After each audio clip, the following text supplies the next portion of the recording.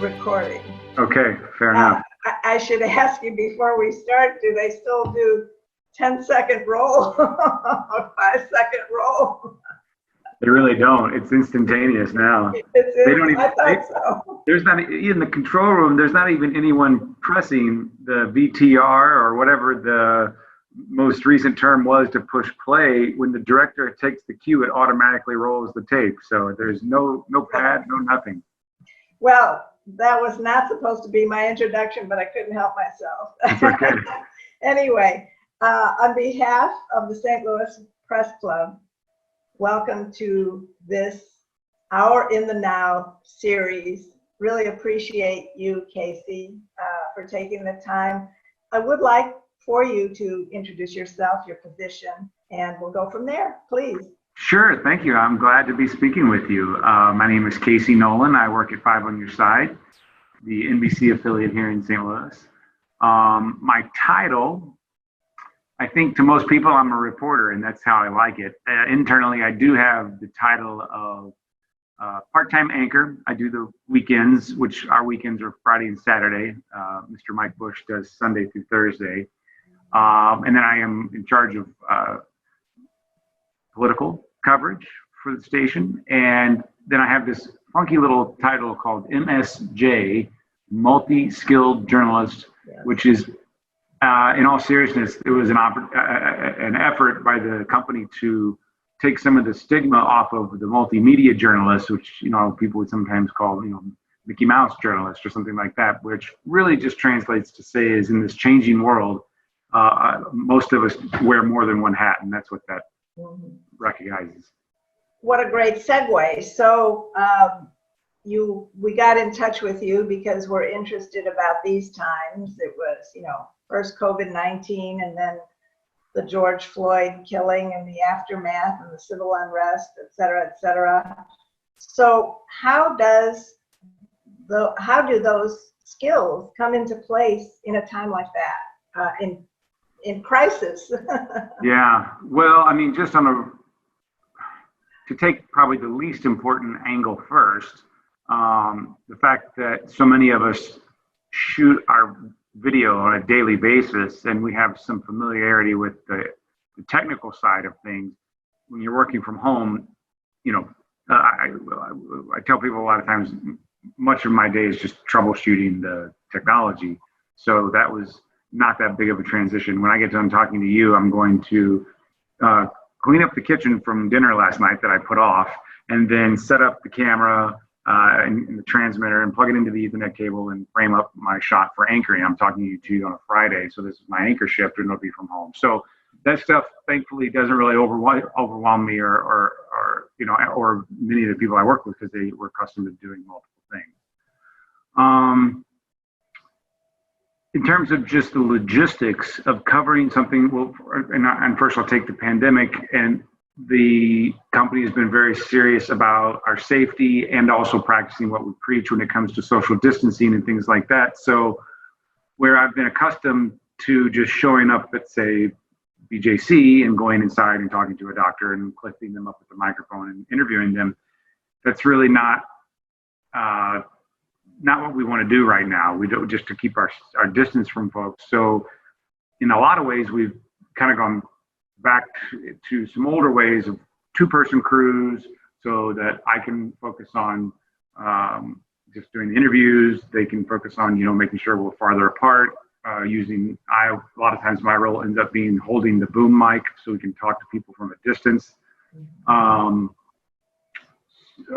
at the same time, I still do some one-on-one interviews, which means now I'm, instead of a camera and maybe a GoPro for a second angle or something, I also carry around, like I would call it like a band class mic stand. So I can set a mic, set it up, walk away and say, okay, now my interview subject, you walk up to the mic, and neither of us shall ever come within 6 feet of each other is the goal. So just on a logistics level, now we talk about something as important, as energetic, as dynamic as the protest, that's tough. Because, you know, a lot of the precautions, you do the best you can. I will say I wear a mask, and most of the people in the protest that I've covered are wearing a mask. So hopefully that reduces potential transmission of you know, water droplets that we all know about, have heard about.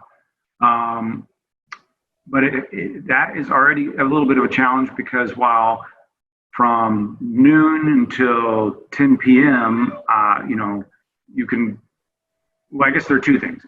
There's the proximity because of the germs, but then are also the nature of some of the protests when it gets late at night. So that's something we'd already kind of had a familiarity with, was we're not going to send one-person crews to an 11 o'clock standoff when most of the organizers have gone home and there are a few people still standing there facing off with, say, the Florissant police trying to make a point. Frankly, oftentimes they don't welcome us there.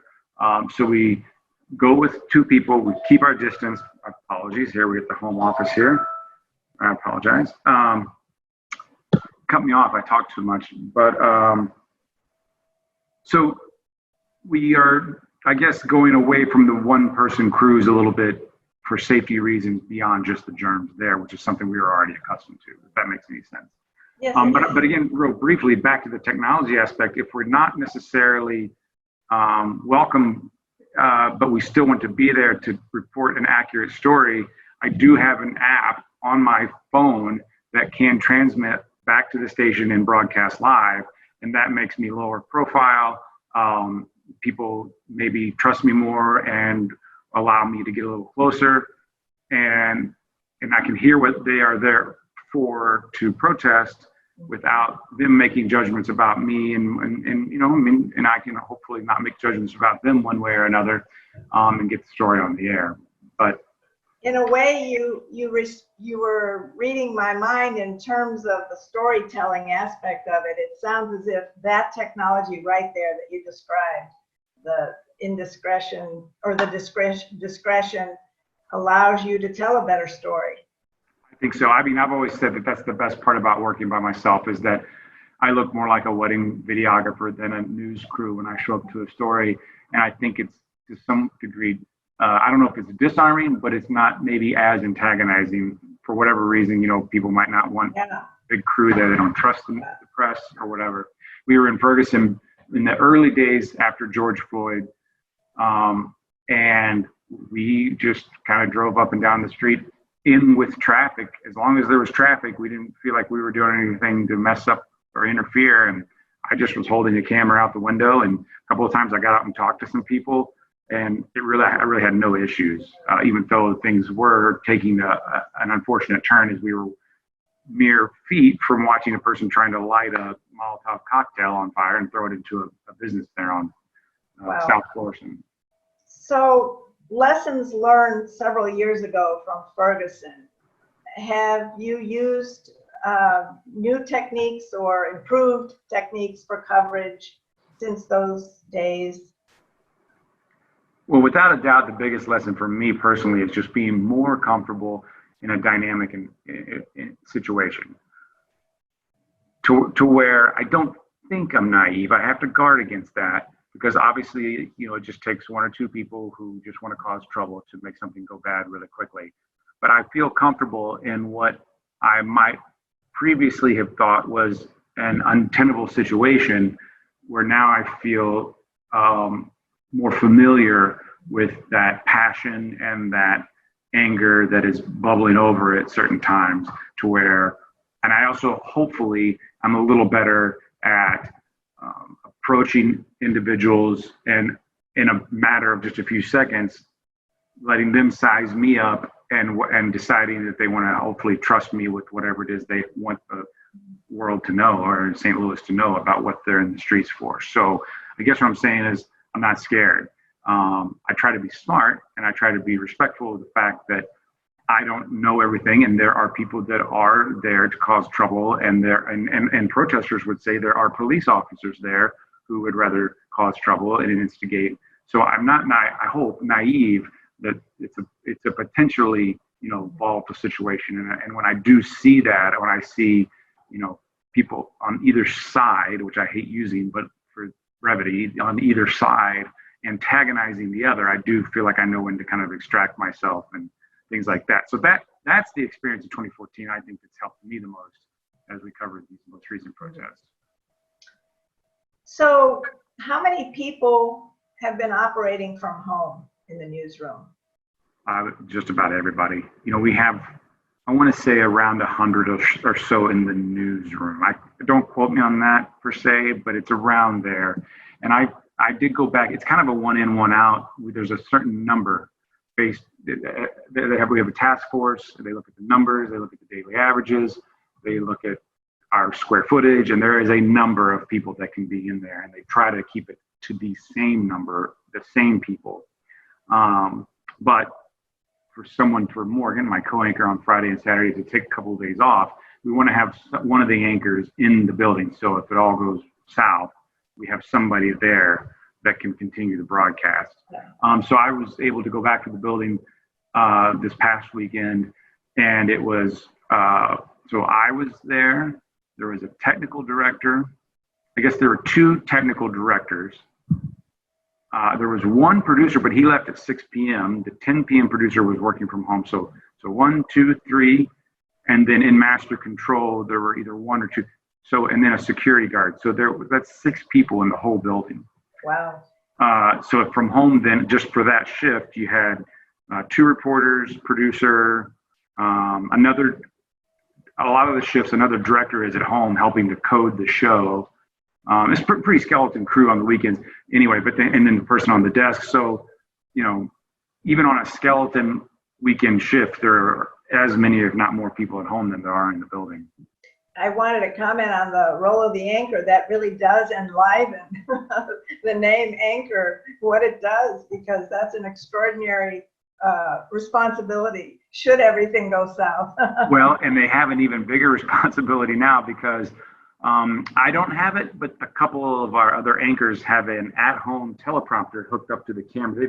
Since that's their primary job 5 days a week, they've kind of made it more permanent. Mine's a little more, I have to kind of put it up and down every week, but theirs is a little more static. And so they have a teleprompter, and then we have a feed that comes through the computer and it goes to the iPad. I don't really know exactly how it all works, but I can tell you that Mike Bush or Morgan Young, if she's working with one of the more permanent anchors, not only are the production assistants are gone, so not only are they rolling the teleprompter for themselves, but they have to roll it for the person at home too, plus there's a delay. So, and that I think most people will tell you that have done this, that it has the easiest and most important job in the entire building. It's rolling the teleprompter on this very finicky little device. So if you see it look like Mike Bush is focusing, or if his mouth might be moving like he's reading along, he's rolling the prompter for Anne while she's at home as well. I think that's great. That's fascinating. It's good information for historical purposes here. Right. Well, and I'll just, and one other piece of technology briefly, I'll just tell you, between 14 and now on technology for protest, we have transmitters that are about, this isn't one, but they're about this big, and they go in backpacks and they transmit our signal over multiple cell phones, and then it comes back to the station and puts that signal back together, and that's how we're able to walk around. The satellite truck doesn't really leave the station right now. It's just, so in 2014 we had some of that, but when everyone got on their phones, it wouldn't work. But now that technology has advanced, it's much smaller, it's portable, so we can go live. I mean, anywhere in the world that our cell phone cards we can work from a backpack, and that's been a big advantage, and I think made us more mobile. And just think about trying to talk to people who are protesting in the streets live when things are dynamic, and you're tethered to a satellite truck that's the size of a school bus, versus now we can go with the backpack, walk with them down the street more easily than we could back then. Nimble. Nimble. Sounds as if you're really nimble. Do you have I guess some of the companies are using, is it Slack, the platform? Are you on a platform there at Channel 5? Yeah, we use Slack, and having been to a couple of our other stations, different ones use it differently. You can actually, I was shipped off to help our sister station in Minneapolis to just kind of backfill so some of their folks could have some time off after working nonstop for several days. And they feed in all of their material through Slack. They just, from their laptop, drop it in that. We don't do that, but Slack is definitely, I think now that we've figured out how to get it organized, especially in a breaking situation, we know where we can go for information, and it also is tied into our phone. We submit a lot of photos there as well. So it's a workflow helper, I guess. It is, because email has become just overrun, like everybody's. And so the fact that you can go to a thread in a feed of Slack, so I mean, we still have another Associated Press proprietary software that runs our show, our rundown, our scripts, and everything like that. But Slack is, and Zoom. I mean, where would we be without what we're doing right now? I do so many Zoom interviews every week. Yeah. So what did your head engineer come in and set up your home offices? How did that work? I grabbed one of my monitors on the way out the door, and they did come over at one point. Our chief engineer, Rick Meyer, came over. Originally, I was going live on a cell phone. He brought me an older cell phone that we had with that app I was talking about, and kind of showed me how to use that and set it up for me. But now that kind of wasn't great. It was a big delay, and it's hard to control the picture. So now, I mean, this is the camera I use on a daily basis. And so do my own interviews. So I literally can just plug this into that shoebox size transmitter. And I will set that up. And because the screen flips around, I can see myself. And that's how I set it up every Friday and Saturday. Yeah, that's wonderful. So what are the production meetings like? I mean, who comes up with the lead story? I mean, how do you make those decisions? Is it the same, or has it been really more strenuous than usual? That's a good question. If it's better or, I'd say overall it's worse. And because we can't, it's hard, as you know, it's just hard to have a group discussion with, say, 10 plus people over Zoom. But the flow is generally the same. We have a managing editor who runs the Zoom meeting. It's just kind of a typical afternoon meeting. I work a night shift, so I'll dial in here at 2:30, and they'll get a check of the weather. They'll get a check of what's going on the website, and they'll give us everything that the reporters are doing on the day side shift. And then we'll go around, and reporters will pitch what they are working on or would like to work on. And the producers will kind of say which stories they like best, which seem like something that's the big story of the day, what can be actually a turn today, or does that need more work for another day? And we've gotten more efficient at it.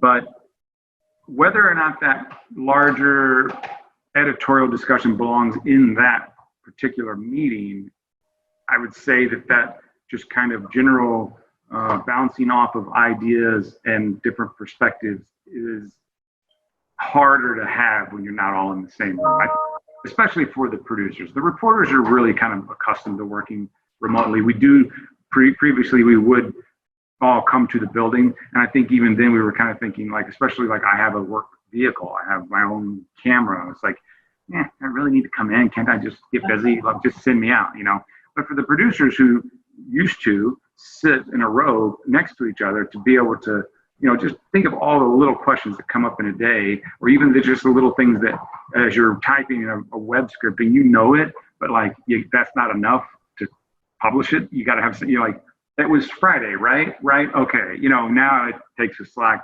conversation. So I have no doubt that a lot of the unofficial discussions have suffered, but the meetings themselves are running pretty smoothly. Good. So in looking at all this, and certainly, and I did mention today is July 17th, and I guess we have a ways to go. And how are you feeling at this juncture after, being battered, essentially. All institutions have been battered. Media has been battered. Everybody's been battered in many ways. How do you feel about everything that's transpired and how it looks going forward? It depends on what day you ask me. Okay. First of all, and I say this in all sincerity, I'm truly glad that I have a job. So, and I recognize that any other thoughts I might have about, is what we're doing making a difference? Are we doing it right? Or is there a better way to, that I'm thinking all of those things from the luxury of being employed. But I'll tell you, it is, I think I've spoken to several friends who are colleagues, and it's like whack-a-mole sometimes. It's like you try to do a story that you think has reputable sources and reliable information from reliable people. And I'm not even talking about something controversial like, involving police and a suspect or something like that. I'm just talking about going to talk to a doctor over BJC with more letters after their name than I can count, and nobody believes it. I shouldn't say nobody. Some people will come at you pretty strongly that they don't believe it. So that's a little exhausting, or just kind of confusing. But I do think a lot of us feel an obligation to kind of press on and like this is no time to give up. This is no time to. I think we have a renewed sense of duty to our community, and that probably sounds really corny, especially from the TV business, because we're kind of we've well earned our flighty reputation probably. But I do think there's a real sense of, there's a lot of stuff we can sort out later, but right now we got to keep working. And I will say, as the weather's gotten nicer, the ratings haven't quite stayed there, but for a time you felt important and relevant again. We're still doing enough in the ratings to stay in business, thankfully, but it's not like the old days, right? Before an infinite number of media options were available on demand. So when things first started happening, we were working from home, they were, I don't think I'm speaking out of turn here when I say that, these were ratings we haven't seen in a decade or more. And not just us, I'm sure it was across the board. So that felt good to I just felt like, okay, people are depending on us, and we have a responsibility to present this in a well, the phrase is, facts, not fear, right? Like everybody has some version of that, but we took that seriously. We still take that seriously. Well, when you were, and I think that shows, I think the commitment shows, the obligation is certainly obvious. It shows. But going back to being thankful about having a job, I know that the station has gone through furloughs during economic stress early on, when the entire community, the entire world has been stressed out from this, taken a real economic hit. I would imagine the furloughs were certainly better than layoffs. Keeping the talent there. Absolutely. Well, as one of my bosses put it, that she'd been through layoffs before, and she, in her mind, being the people left behind was harder than the people being let go. So she was like, anything is better, anything we can do to avoid that. And I would agree with that. Mm-hmm. So any other silver, you really talked about a lot of the silver linings that go along with the job, especially during these times. Some takeaways, some things to think about that are personally yours, that you want to continue to remember and, well, not to forget. Well, it has been amazing, talking about, I kind of maybe I downplayed it a little bit because I was behind the scenes for several years before I was in front of them. And so the technical side isn't that overwhelming to me in my one little tiny piece of the puzzle. it blows my mind that we're able to put on a newscast really, truly working from home. I mean, you think about the control room on just about any show you could watch has one person in there, and the producer is at home on some new app that some of our engineer figured out somewhere. I don't even know how they're able to talk to the talent and to the director like as if they were in the booth, but they're sitting in their basement. And then, by the way, the anchor is in her basement. So it's amazing that in that sense. And I look forward to a day when we can all get back together as a group and kind of celebrate that, you know, because I think we are all plugging along, but we haven't had that team building experience of saying, can you believe we just did that? So, and knock on wood, it's gone, I think, relatively smoothly from a technical standpoint, hopefully from what the viewer sees, even though we've definitely made some things simpler to make it work. You asked me something about, well, this is you get to work with your, I got a puppy right after Valentine's Day. So this is Ronnie, short for Veronica Corningstone from Anchorman, the Will Ferrell movie. And so she's very, very codependent. She doesn't know what it's like to not have me at home all the time. In fact, I'm not sure what she's asking for right now. And I bet you got some audience comments on. Yeah, she's jumped in the shot a couple of times.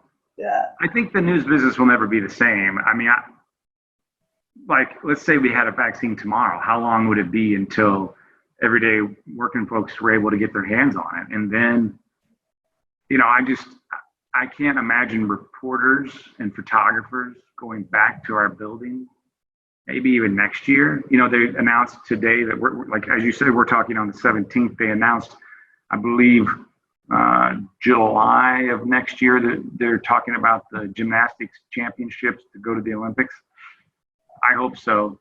I love the Olympics. It's one of them, you know, for all of its corruption and controversy about land use, it's one of the most inspiring things that I think that comes around every 2 or 4 years.